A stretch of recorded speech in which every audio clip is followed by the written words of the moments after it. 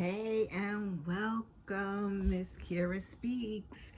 Before we get started, I ask that you watch the videos till the end, subscribe, and turn on your notifications. Guys, it has been a week. I was supposed to get this up for you guys on Wednesday, but to no avail. So here we are today. And I have my little look. They go low, you go high.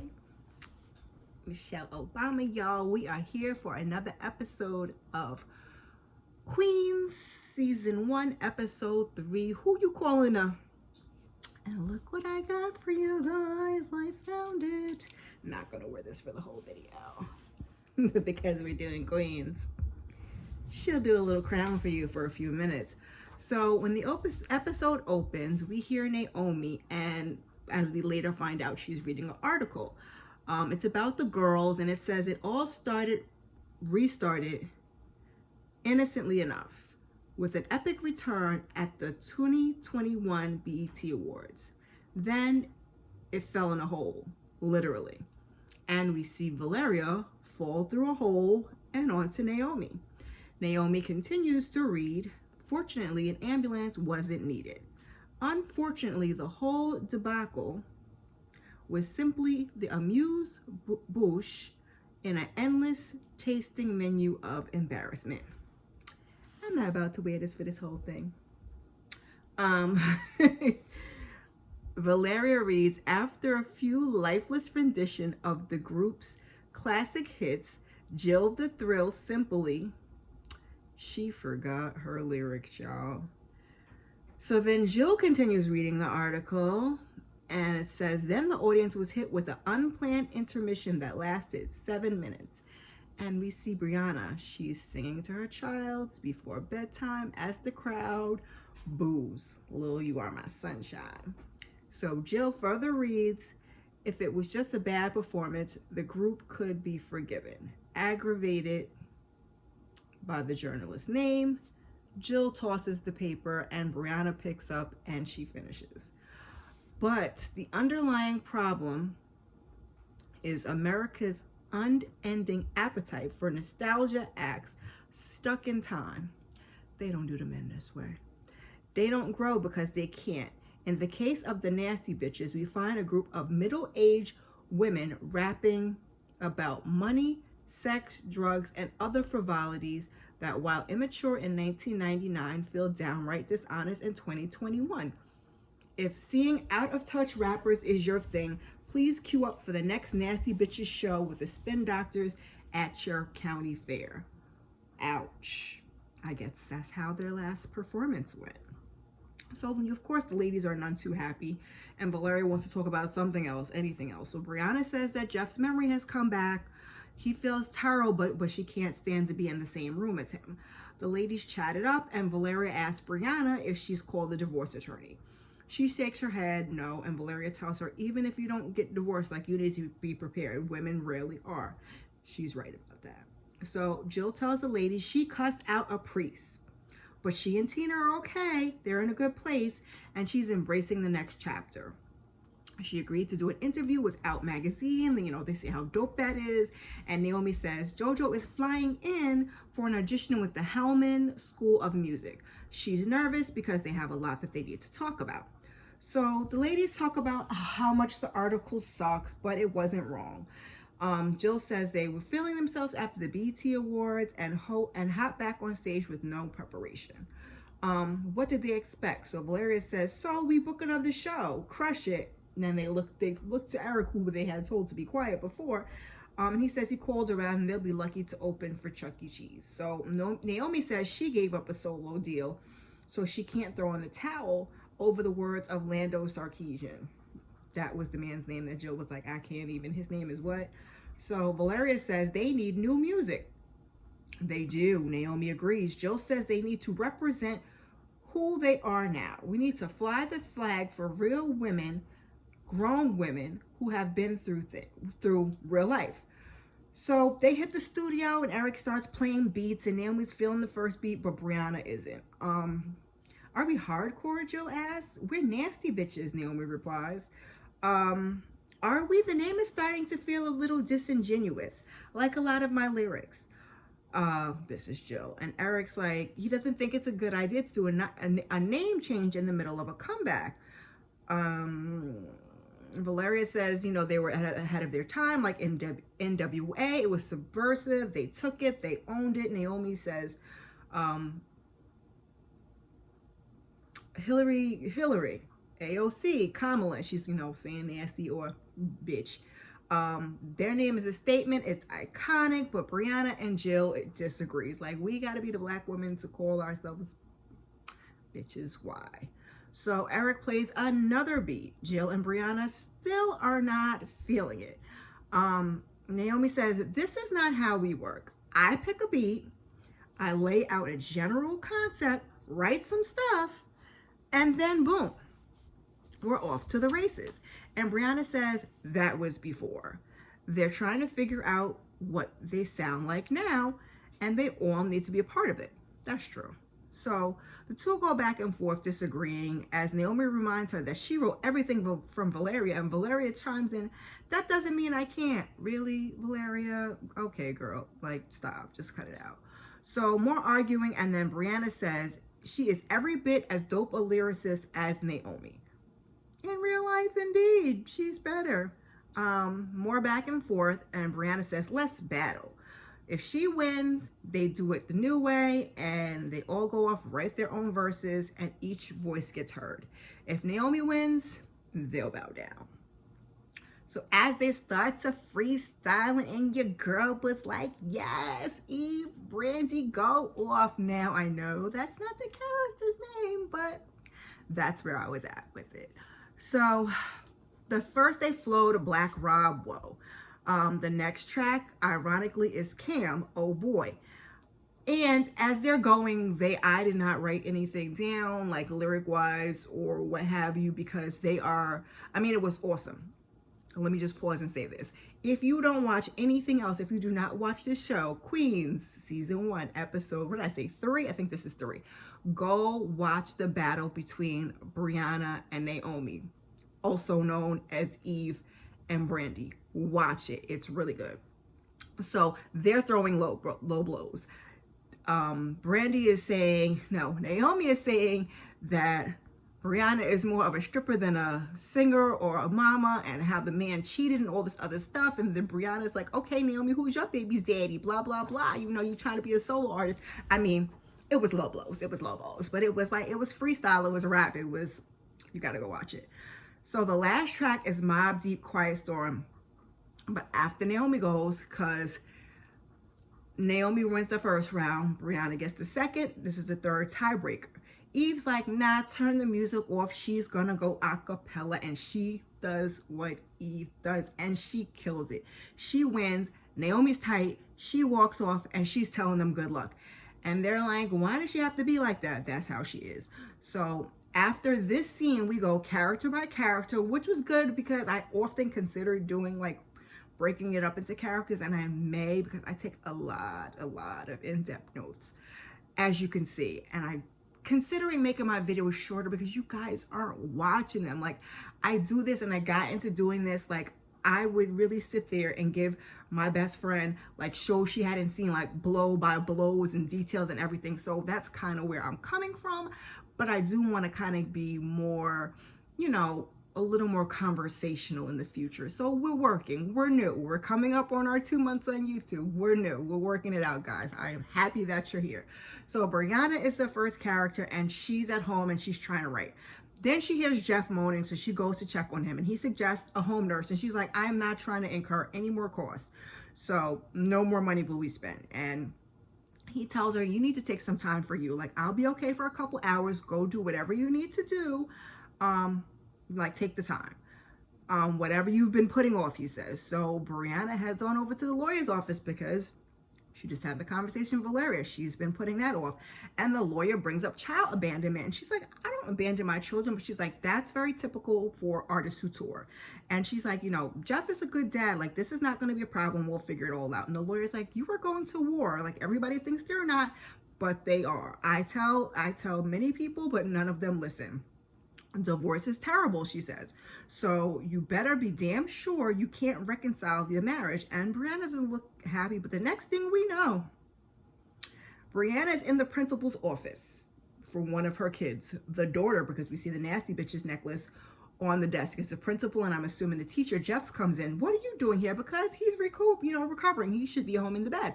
But he's come. He's like, listen, I got the same phone call you did. So, honey, child, baby, okay. Let's get into it, because a lot of this stuff I did write down because Jeff, you're the MVP of this scene. So, one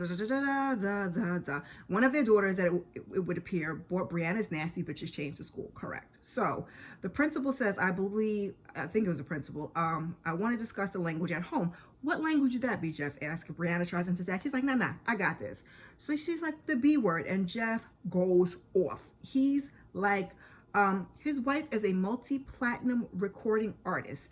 So the necklace is not just a recognition of her vibrant and trailblazing work, but an homage to her group's tireless efforts to rob a misogynistic slur of its power, turning it back on every listener, every DJ, every radio exec, every journalist in the entire patriarchal structure of the music industry.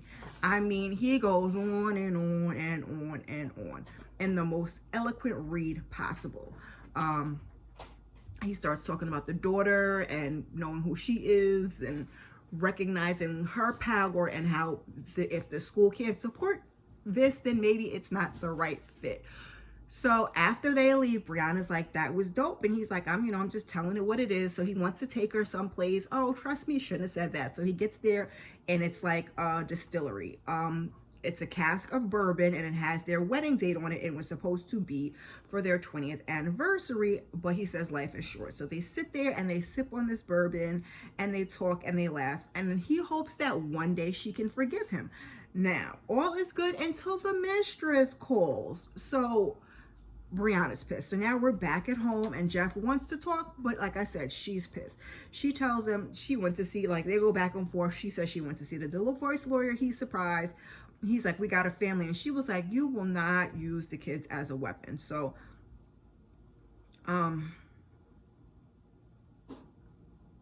she says, you weren't thinking about them when you were having sex with your student. Indeed, he was not, girl. So Brianna has questions, and he answers all of them. How was she the only one? Yes. How long had this gone for? 3 or 4 months. And then she's like, she's smarter than him. And she wanted to be a professor, I guess, hence Professor Sex. But she gave up on everything to prop him up. And,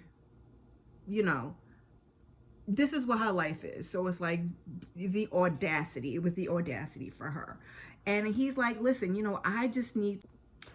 Listen here, phone. If we have to piece this video together for my crew so we can watch this video, so be it. We will. Going back to what I was saying before my phone decided to cut off, Jeff wants to know what it is. He needs to know, are they going to work on it? Is she going to stay? Is she going to go? She cannot answer that. That's understandable. So next we go and we visit Jill, and she is at her interview for Out Magazine, and she says, she was coming up in hip hop, and you were never going to get a male audience if you didn't look like somebody that they wanted to get with. So she said it would have been career suicide if she came out. The interviewer says, I'm sure your religious upbringing didn't help. And she reminds us that her father was a deacon. So she asked if religion was the reason why she married a man. And Jill's like, she didn't realize we were going to talk about, Darren. She doesn't want to talk about him. He's innocent, all this. She protects him. The lady says it's humble. So, she's like, that's fair. So she asked what was her coming out story? And she's like, the BET Awards. She's like, really? She was like, nobody else? She was like, well, my girlfriend and, whatever. So they go, they continue their conversation. They go back and forth. And what did she say? She asked her something because she was saying a lot of people were going to be disappointed because she has a girlfriend and that she's like the sexiest gay woman or whatever. And she's like, listen, I'm just trying to be me. So for some reason, the interviewer gave me pause. It was like something was weird with her. I was just waiting for the shoe to drop. So she closes up shop and she's like, off the record, I really want to take you out. She's in a different city. So Jill meets with the journalist and her friends, and they're talking and they're joking. And then one of the girls says something. Jill's like, you two dated? And she's like, oh, honey, we've all dated. Well, all right. So one of the ladies says that 85% of the women in this bar have dated. But you said you've never been to a place like this before. It was just really weird. So Jill's like, never. So she's like, not a gay bar, or not a gay bar this good? I mean, she was like really, really grilling her, and just asking a whole bunch of questions. And that had me worried also. But the ladies chime in and they're like, they're gonna help her and gonna get Miss Jill together, since they're calling her the baby gay. Make sure she doesn't become a pillow princess, which for some reason she does not know what it is. So they're like, they just want to make sure that she gives as good as she gets. So the ladies dance and they have a good time. Then Jill's back in her hotel room and she's trying to write, her verse. Tina calls and she doesn't answer, but she goes back to writing, and then she gets a message from Alicia, who's the journalist, inviting her out tomorrow with the girls. So we fast forward, it's the next night. Jill shows up, but Alicia is the only one there. And she claims the other girls flaked. Maybe, maybe not. So Alicia puts her on to game that her ex works there, and she's like, the only reason I would go someplace to where my ex works is if I want to show somebody else off. And so she's like, boom, exactly, you got it, girl. So bingo. Alicia's happy that she's the only one there. So then she starts grabbing on, I don't know why my nose is itching, you have to excuse me. She starts grabbing on Jill's thigh. I mean, she got Jill all hot and the bothered. So Jill excuses herself to go to the bathroom, and then she leaves and runs back to her hotel room. So she's back in her hotel room. She's talking to Tina on the phone. There's a knock at the door, and she answers. Tina asks who it is, and she says it's room service. But it is trouble. It is Alicia. So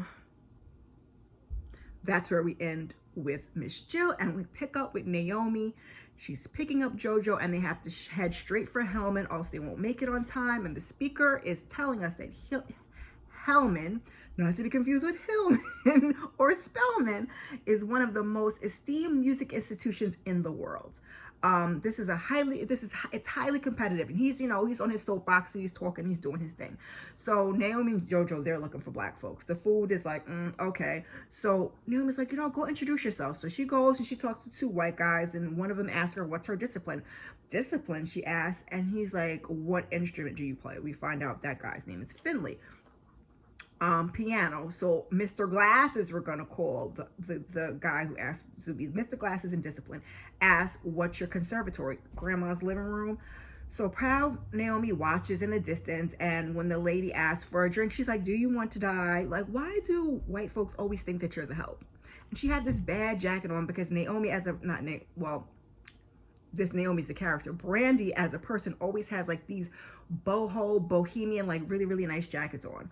So, like I said, she asked the lady if she wants to die, because like white folks, I tell you. So Finley then tells her that he heard the audition showing is Bach's Prelude and Fugue number 2 in C minor from memory.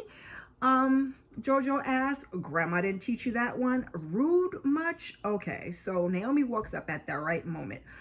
Are you serious? This is your mom? Okay, yes, I'm explicit lyrics, but I'm here as a very proud mom, Naomi says. Explicit? Mr.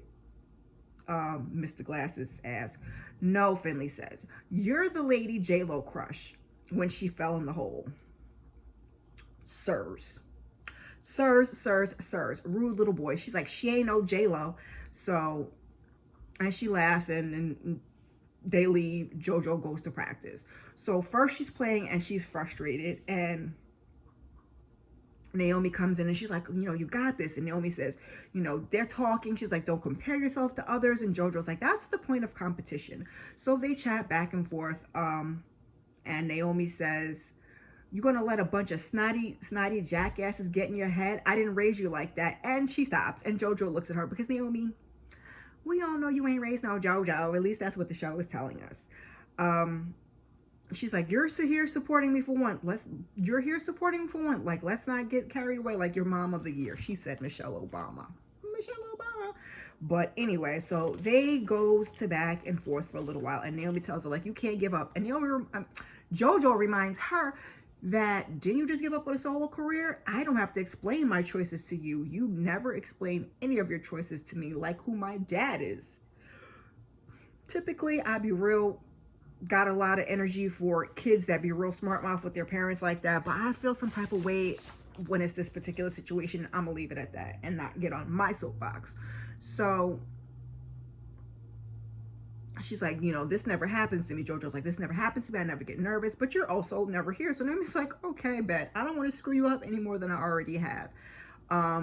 Good luck. And she leaves. So we see her, she's in her car, Naomi, and she's writing, and then she's writing about JoJo.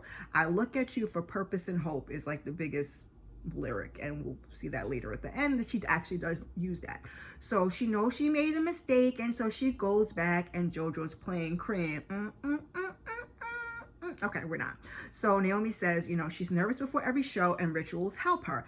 Every place she plays, she's got a place to eat. So she shares her LA ritual with her, and it's tacos. I forget the name of the place. So she expresses to her the difficulty of finding Black culture in other places, and she says that Atlanta is special. She says, you're right. You're not like those other kids.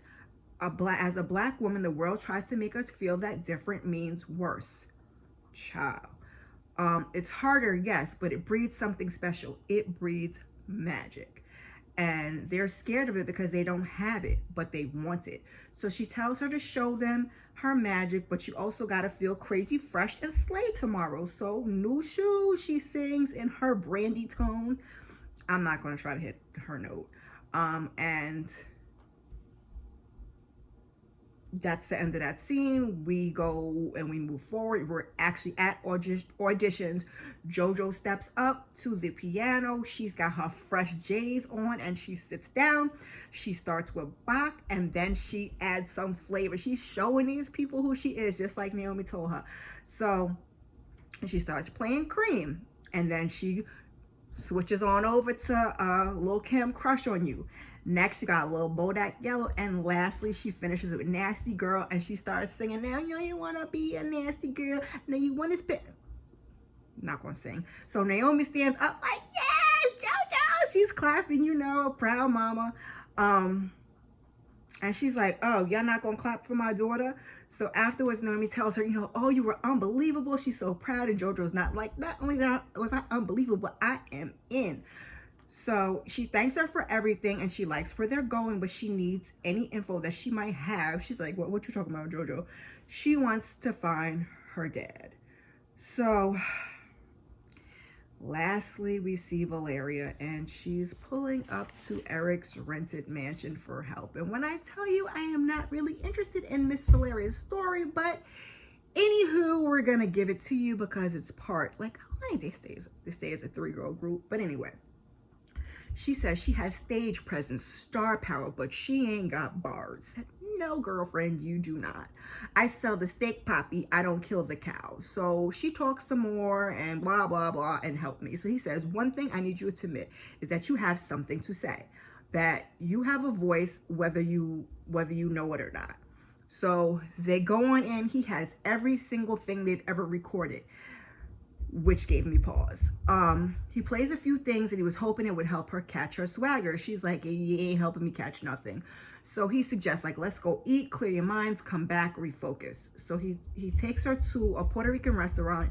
She didn't even know there was a Puerto Rican restaurant in LA. He's like, she's loving it. And he says, he goes there often and reminds him of a place that they used to go to in Queens, the freaking Reagan. So she thanks him, and he asks if she ever misses Queens or their relationship. And she's like, I only look forward. Are you serious? So she reminds him that her mother left her at a shelter on Metropolitan Avenue in a diaper and a onesie with the Puerto Rican flag on it. And she says that whoever her mother was wanted her to know about her, her Puerto Rican heritage and to be proud. So she goes on and on and on. And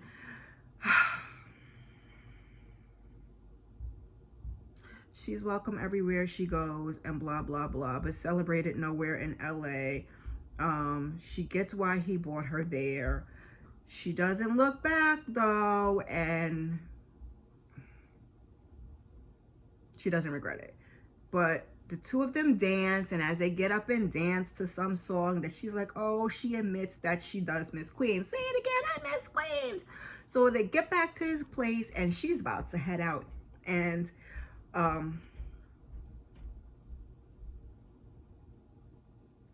he basically was like, let's come, why don't you come in? He's like, a little dinner and a trip down memory lane does not get you in these drawers, basically, honey. He's like, nah, listen, it's time to work. So they go into his place. She goes into the studio. Swiss has sent a beat. He's like, you got this. So we hear the beat, but we don't hear any of her lyrics. She did it. She comes out, and they hug, and he tries to kiss her, but she's not trying to have it.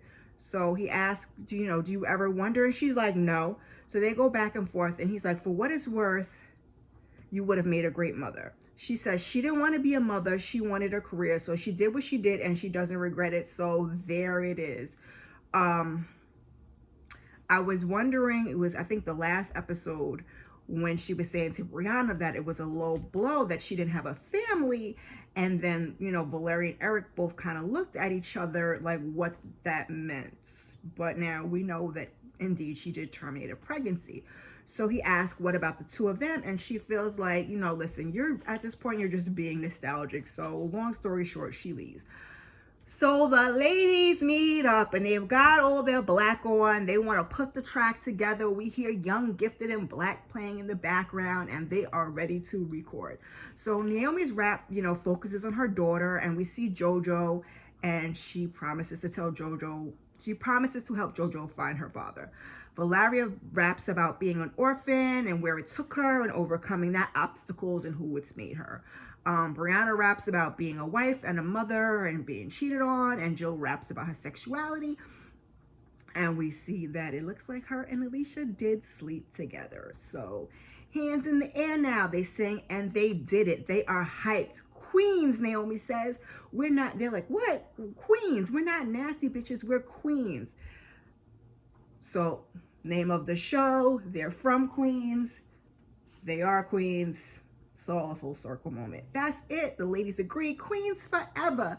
So they're done in the studio. Eric is on the phone later, and we hear him telling somebody that they changed the name, but he still has mountains of unreleased Nasty Bitches verses that they could put out a retro album. And I thought it was problematic that he had every single verse that they had, or thing that they had recorded. And did he discuss his retro album with the ladies? Like, this is his problem. Him and Valeria both. I don't fool with none of them. So he starts going through the verses, and we hear, I'm playing house with a man who ain't my spouse. A life grows inside me, there isn't any doubt. But we can't tell the world because his girl will probably leave. I mean, he played it, so rewinded it and rewinded it and rewinded it and rewinded it and played so many times. I didn't even know Valeria was there. So Valeria walks in, and she was like, is JoJo yours? You had a baby with Naomi? She got her finger pointed at him because she's like tight. And I'm like, now hold up, wait a minute. Like, we need Maury, okay? We need Maury. First, we think it's Eric, right? Then they make us think that it's Cam on the last show because of the whole eating habits, and he asked her. But now we're back to Eric. We need DNA. We need DNA. Who is JoJo's daddy? Who is his daddy? So, and I know that Valeria is probably tight because she got rid of her baby, and now we find out that possibly Naomi has had a child. But not for nothing, like, didn't you walk into her situation? Like, she was messing with him, even though they weren't admitting that we were messing with each other. But I digress. Let me wrap this whole thing up. So Brianna, she's at home, and she's in the room, and she starts talking to Jeff. And she sits down on the end of the bed. She's got her back facing him. The TV's playing. And she's like, she's tired. And all she does is think and stress and worry about what he did. If I stay, I look pathetic. If I leave, my family life changes forever. She needs a change. She's decided she's going to let it go. She's going to move past it. She says a little more, but this is the gist of it. So she's going to try. She says she loves him and she loves his family. She turns around because he is not responding. She's irritated. So she screams his name. No response. She stands up. She gets on the bed, but he's on. She snatches the remote out of his hand. Something ain't right. So she calls his name again. She feels his pulse and she like jumps. She's startled, so she closes his eyes, and then she basically just lays on his chest, and that's where we end. And I am confused, y'all. And please try to like go with me on this journey and see if you understand what I'm saying. Okay, so in the last episode, it's 6 months after the BET Awards, right? Let me read what I have here, and then if I don't say it, I'll go back and say it. They've changed their name to Queens, and they're going on a world tour. Brianna says she's going to stay with Jeff. So at first when he didn't respond, I didn't think that he was dead because, here we go. The show needs to give us a better timeline. They hadn't said anything. They just changed the name to Queens. They hadn't said anything about a world tour. So do you